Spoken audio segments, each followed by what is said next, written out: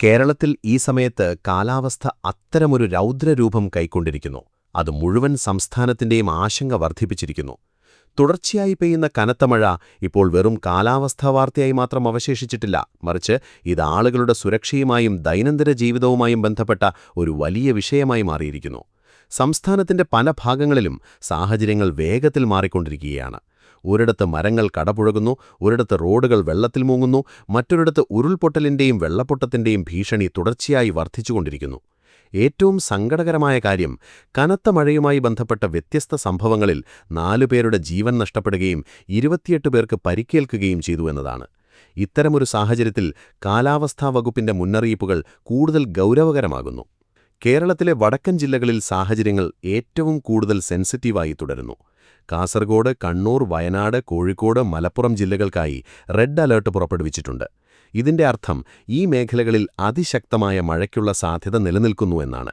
കാലാവസ്ഥാ വകുപ്പിന്റെ കണക്കനുസരിച്ച് 24 മണിക്കൂറിനുള്ളിൽ 204.4 മില്ലിമീറ്ററിൽ കൂടുതൽ മഴ രേഖപ്പെടുത്തിയേക്കാം. സാധാരണ ജനജീവിതം പൂർണ്ണമായും ബാധിക്കപ്പെടുകയും പെട്ടെന്നുള്ള വെള്ളപ്പൊക്കം, ഉരുൾപൊട്ടൽ തുടങ്ങിയ സംഭവങ്ങളുടെ ഭീഷണി പല മടങ്ങ് വർദ്ധിക്കുകയും ചെയ്യുന്ന സാഹചര്യമാണിത്. അപ്പുറത്ത് പത്തനംതിട്ട, കോട്ടയം, ഇടുക്കി, എറണാകുളം, തൃശൂർ, പാലക്കാട് ജില്ലകളിൽ ഓറഞ്ച് അലേർട്ട് പുറപ്പെടുവിച്ചിട്ടുണ്ട്. ഈ ജില്ലകളിലും അതിശക്തമായ മഴയ്ക്കുള്ള സാധ്യത നിലനിൽക്കുന്നു. അതേസമയം തിരുവനന്തപുരം, കൊല്ലം, ആലപ്പുഴ ജില്ലകൾക്കായി യെല്ലോ അലേർട്ട് പുറപ്പെടുവിച്ചിട്ടുണ്ട്. അവിടെ കനത്ത മഴയും ഇടിമിന്നലോടുകൂടിയ പ്രവർത്തനങ്ങൾ കാണാൻ സാധിച്ചേക്കാം. എന്നാൽ നിൽക്കൂ, കാലാവസ്ഥാ വകുപ്പിന്റെ ഏറ്റവും വലിയ മുന്നറിയിപ്പ് ഇനിയും ബാക്കിയുണ്ട്. വടക്കൻ കേരളത്തിന് മുകളിൽ രൂപപ്പെട്ടിരിക്കുന്ന ചക്രവാത ചുഴി വരും മണിക്കൂറുകളിൽ സാഹചര്യങ്ങളെ കൂടുതൽ ഗൗരവമാക്കിയേക്കാം. കാലാവസ്ഥ എത്ര വേഗത്തിലാണ് മാറാൻ പോകുന്നതെന്ന് ആളുകൾക്ക് ഇതുവരെ ഊഹിക്കാൻ പോലും കഴിയാത്ത അനേകം പ്രദേശങ്ങളുണ്ട്. തുടർച്ചയായി പെയ്യുന്ന മഴയുടെ ആഘാതം ഇപ്പോൾ ഗ്രാമങ്ങൾ മുതൽ നഗരങ്ങൾ വരെ കണ്ടു തുടങ്ങിയിരിക്കുന്നു. പല താഴ്ന്ന പ്രദേശങ്ങളും വെള്ളത്തിനടിയിലായി കഴിഞ്ഞു. പാടങ്ങളിൽ നിൽക്കുന്ന വിളകൾ വെള്ളത്തിൽ മുങ്ങിയിരിക്കുന്നു. പലയിടത്തും ഗതാഗതം തടസ്സപ്പെടുകയും ആളുകൾക്ക് യാത്ര ചെയ്യുന്നതിൽ വലിയ ബുദ്ധിമുട്ടുകൾ നേരിടേണ്ടി വരികയും ചെയ്യുന്നു. തൃശൂർ ജില്ലയിൽ വളരെ ദാരുണമായൊരു സംഭവം റിപ്പോർട്ട് ചെയ്തു. അവിടെ ഒരു വലിയ മരം വീടിന് മുകളിൽ വീഴുകയും 27 വയസ്സുള്ള വിഷ്ണു മരിക്കുകയും ചെയ്തു. തുടർച്ചയായ മഴ കാരണം മരത്തിന്റെ വേരുകൾ ദുർബലമായിരുന്നു. കനത്ത മഴയ്ക്കിടയിൽ അത് നേരിട്ട് വീടിന് മുകളിലേക്ക് വീണു. ഇതിനിടയിൽ റോഡപകടങ്ങളും ആശങ്ക വർദ്ധിപ്പിച്ചിട്ടുണ്ട്. കൊണ്ടോട്ടി മേഖലയിൽ തീർത്ഥാടകർ നിറഞ്ഞ വാഹനം ഒരു ടിപ്പർ ലോറിയുമായി നേർക്കുനേർ കൂട്ടിയിടിച്ചു. ഈ അപകടത്തിൽ 2 പേർ സംഭവസ്ഥലത്ത് തന്നെ മരിക്കുകയും നിരവധി പേർക്ക് പരിക്കേൽക്കുകയും ചെയ്തു.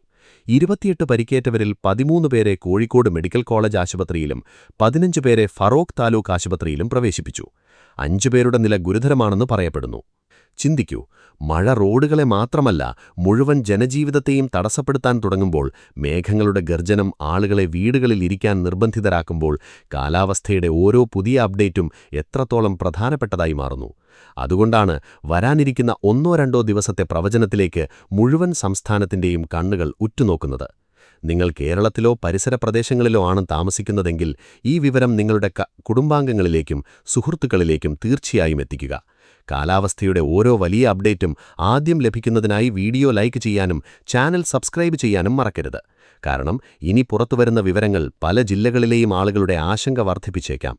കേരളത്തിലും മാഹി മേഖലയിലും അടുത്ത കുറച്ചു ദിവസത്തേക്ക് വ്യാപകമായ മഴയുടെ പ്രവർത്തനങ്ങൾ തുടരാമെന്ന് കാലാവസ്ഥാ വകുപ്പ് വ്യക്തമാക്കി പറഞ്ഞിട്ടുണ്ട്. ഇടിമിന്നലോടുകൂടിയ മഴയ്ക്ക് സാധ്യതയുണ്ട്. കാറ്റിന്റെ വേഗത മണിക്കൂറിൽ 40 മുതൽ 50 കിലോമീറ്റർ വരെ എത്തിയേക്കാം. പലയിടങ്ങളിൽ കാറ്റിന്റെ വേഗത ഇതിലും കൂടുതൽ ശക്തമായി അനുഭവപ്പെടേക്കാം. അതുകൊണ്ടാണ് ഭരണകൂടം തുടർച്ചയായി ജാഗ്രത പാലിച്ചുകൊണ്ടിരിക്കുന്നത്. പല ജില്ലകളിലും സ്കൂളുകൾക്കും വിദ്യാഭ്യാസ സ്ഥാപനങ്ങൾക്കും അവധി നൽകാൻ തീരുമാനിച്ചതും. വടക്കൻ കേരളത്തിൽ രൂപപ്പെട്ടിരിക്കുന്ന ചക്രവാത ചുഴിയുടെ പ്രഭാവം ഇപ്പോൾ വ്യക്തമായി കണ്ടു തുടങ്ങിയിരിക്കുന്നു. അറബിക്കടലിൽ നിന്ന് തുടർച്ചയായി ഈർപ്പം ലഭിക്കുന്നുണ്ട്. തെക്കുപടിഞ്ഞാറൻ മൺസൂണും അതിവേഗത്തിൽ സക്രിയമായും തുടരുന്നു. അതുകൊണ്ടാണ് മഴയുടെ വ്യാപ്തി തുടർച്ചയായി വർദ്ധിച്ചുകൊണ്ടിരിക്കുന്നത്. കാസർഗോഡ്, കണ്ണൂർ, വയനാട്, കോഴിക്കോട്, മലപ്പുറം എന്നിവിടങ്ങളിൽ ഏറ്റവും കൂടുതൽ നിരീക്ഷണം നടത്തുന്നുണ്ട്. കാരണം ഇവിടെ അതിശക്തമായ മഴയ്ക്കുള്ള സാധ്യത നിലനിൽക്കുന്നു. എന്നാൽ ഈ മഴ ഈ ജില്ലകളിൽ മാത്രം ഒതുങ്ങി നിൽക്കുമോ, അതോ വരും കാലങ്ങളിൽ കൂടുതൽ ജില്ലകളെ അധിപതിപ്പിക്കുമോ? കാലാവസ്ഥാ വകുപ്പിന്റെ അടുത്ത പ്രവചനത്തിൽ കേരളത്തിന് മുഴുവൻ വളരെ പ്രധാനപ്പെട്ടേക്കാവുന്ന സൂചനകൾ ലഭിച്ചിട്ടുണ്ട്. കാലാവസ്ഥാ വകുപ്പിന്റെ വിശദമായ പ്രവചനം നോക്കിയാൽ ചിത്രം കൂടുതൽ ഗൗരവമായി കാണപ്പെടുന്നു. വരാനിരിക്കുന്ന 1-2 ദിവസങ്ങളിലും പല ജില്ലകളിലും ശക്തമായോ അതിശക്തമായോ മഴയ്ക്ക് സാധ്യതയുണ്ട്. തൃശൂർ, പാലക്കാട്, മലപ്പുറം, കോഴിക്കോട്, വയനാട്, കണ്ണൂർ, കാസർഗോഡ് ജില്ലകളിൽ ഓറഞ്ച് അലർട്ട് സാഹചര്യം തുടരാം. അതേസമയം കോഴിക്കോട്, വയനാട്, കണ്ണൂർ, കാസർഗോഡ് തുടങ്ങിയ ജില്ലകളിൽ തുടർച്ചയായ കനത്ത മഴയുടെ ഭീഷണി നിലനിൽക്കുന്നു. ഇതിന്റെ അർത്ഥം ഏരത്തെ തന്നെ വെള്ളക്കെട്ട് പ്രശ്നമുള്ള പ്രദേശങ്ങളിൽ സാഹചര്യങ്ങൾ കൂടുതൽ വെല്ലുവിളിയാർന്നതാകാമെന്നാണ്. കാലാവസ്ഥാ വകുപ്പ് അനുസരിച്ച് കനത്ത മഴയുടെ അർത്ഥം 24 മണിക്കൂറിൽ 64.4 മില്ലിമീറ്റർ മുതൽ 115.5 മില്ലിമീറ്റർ വരെ മഴ ലഭിക്കുക എന്നതാണ്. ഇതാണ് കാരണം റെഡ് അലേർട്ടുള്ള ജില്ലകളിൽ ഭരണകൂടത്തെ ഹൈ അലേർട്ടിൽ നിർത്തിയിരിക്കുന്നത്. കുറഞ്ഞ സമയത്തിനുള്ളിൽ ഇത്രയധികം മഴ പെയ്യുമ്പോൾ പെട്ടെന്നുള്ള വെള്ളപ്പൊക്കം, മലയോള മേഖലകളിൽ ഉരുൾപൊട്ടൽ, നഗരപ്രദേശങ്ങളിൽ കടുത്ത വെള്ളക്കെട്ടുമാകാമെന്ന് വിദഗ്ധർ പറയുന്നു. അപ്പുറത്ത് തിരുവനന്തപുരം, കൊല്ലം, പത്തനംതിട്ട, ആലപ്പുഴ, കോട്ടയം, ഇടുക്കി, എറണാകുളം തുടങ്ങിയ ജില്ലകളിലും യെല്ലോ അലേർട്ട് പുറപ്പെടുവിച്ചിട്ടുണ്ട്.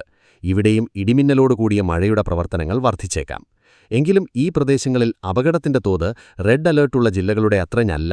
എന്നാൽ കാലാവസ്ഥാ വകുപ്പ് ആളുകളോട് ജാഗ്രത പാലിക്കാൻ നിർദ്ദേശിച്ചിട്ടുണ്ട്. ഇനി ഏറ്റവും പ്രധാനപ്പെട്ട വിവരം മത്സ്യബന്ധന തൊഴിലാളികൾക്കും സമുദ്രമേഖലകളുമായി ബന്ധപ്പെട്ട ആളുകൾക്കും വേണ്ടിയുള്ളതാണ്. കാരണം കടലിന്റെ സ്വഭാവവും വേഗത്തിൽ മാറുന്നത് കാണപ്പെടുന്നു. തീരപ്രദേശങ്ങളിൽ താമസിക്കുന്ന ആളുകൾക്ക് ഈ മുന്നറിയിപ്പ് വളരെ പ്രധാനമാണ്.